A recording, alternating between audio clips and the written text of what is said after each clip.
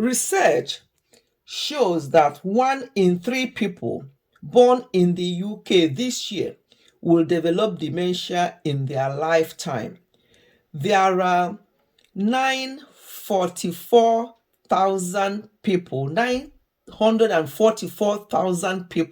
with dementia in the UK. This will increase to over 1 million by 2030 and over 1.6 million by 2050, according to the research.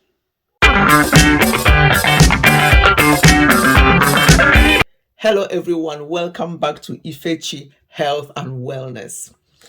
I know that when I mention those statistics, some of us will be like, oh, God forbid, oh, it's not my portion, and all the rest of it. Yes, all well and good, but that is not enough. It's a wake-up call for everyone because this dementia and Alzheimer's is now a big deal, and it is increasing because of the type of food that we eat, and also due to our sedentary type of life that we live these days.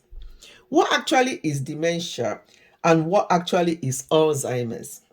Dementia is not a specific disease, but is rather a general term used for the impaired ability to remember, think, or make decisions that interferes with doing everyday activities. On the other hand, Alzheimer's disease is the most common type of dementia.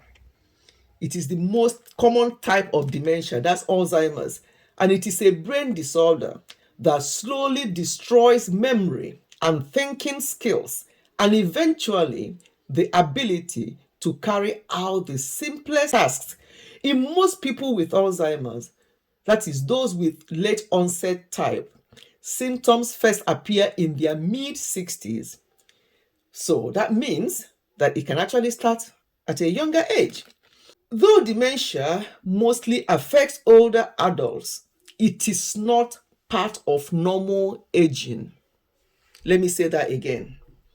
Although dementia mostly affects older adults, it is not a part of normal aging, so that people will not start saying, oh, it's for older people. I don't, it doesn't bother me. No, it does, because there was another research, another study I was looking at, and also things I've heard from people, which says that dementia, though common over the age of 65, but in some cases, it can also affect people in their 30s, 40s, or 50s. And with treatment and early diagnosis, you may be able to slow the progression of dementia and maintain your mental function for a long time. You see, we're talking about delaying the progression and maintaining your mental function for a long time. It's not talking about curing here, because once it starts developing, if you just don't do anything, it will progress. And if you do something, it may just make it slower, the progression slower. But once it's developed, there's no actual cure for it. There are some risk factors, things like exercise. I cannot overemphasize on that, because when you check out the risk factors, it talks a lot about exercise, diet and exercise. Yes, what we eat is very, very important. These days, a lot of foods we eat are genetically modified. We are just eating some things. Some of the chicken we eat they're not right chicken. Some of the fruits we eat are not the correct type of fruits, especially here in the diaspora. So there are so many things that can be risk factors, but the major ones are diet and exercise. Lack of exercise. Research have shown that lack of exercise increases the risk of dementia quite a lot. So we have to take our activity, doing things. Don't people go to work, they are in the office, maybe if there are people that do office job, they sit down, they will be sitting down for the whole day. Then when they finish, what do? They sit in the car again and to drive home. When they're back home, they're so tired, they quickly have something to eat. They'll now sit down again, either in front of the TV or with their phone or with their other gadgets. So for the whole day, what they've done basically is sitting down, they have not moved much.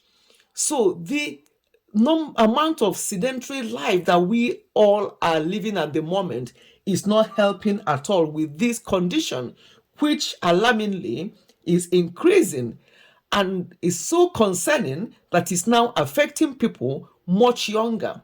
You say somebody in their 30s, 40s, 50s starting to lose their memory. So it's very important to know that this is not just for older people, that anybody can actually develop this. In my next video, I'm going to discuss things like warning signs and such like, so that when you are with somebody and you have any concern, it's very important for the person to be checked out. So that, because if this dementia is caught on time, there will be changes in your lifestyle that you do that may help in delaying the progression of it. There are other things that can predispose people to dementia, such as depression, diabetes, unmanaged diabetes. I have said it before that there's a study that said that actually dementia is like type 3 diabetes. So if you are diabetic, please, it's very important to make sure that your blood sugar is well controlled. If it's not well controlled, you are actually exposing yourself to dementia. So make sure that if you are diabetic, that you control your blood sugar very well, and exercise also comes into play. Excess alcohol obviously is a no-no. It can predispose you to dementia. Smoking, air pollution. Unfortunately, back in Africa, there's a lot of air pollution everywhere. These things can expose one to dementia. And it's not surprising that a lot of people are being diagnosed these days of this condition, because there's a lot of pollution, there's a lot of not eating right, there's a lot of sedentary life, not moving, not exercising. So even high blood pressure that is not managed can also be a problem. So all in all, in a nutshell, it's a case of managing and maintaining your life, looking after your health in general. Watch what you eat, detox when you can, because unfortunately some of the things we eat are not proper food. So all you have to do to help yourself from time to time is do a sort of detox, and as much as you can, go for organic stuff.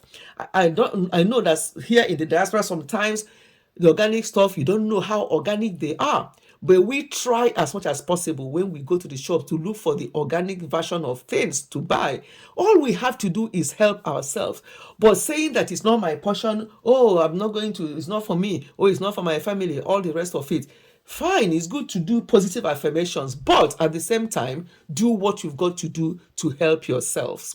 I'm going to stop here. We're going to do a few more versions of this Alzheimer's and dementia because of the alarming increase in diagnosis. Thank you so much for listening. I'll see you in my next one. Goodbye and God bless.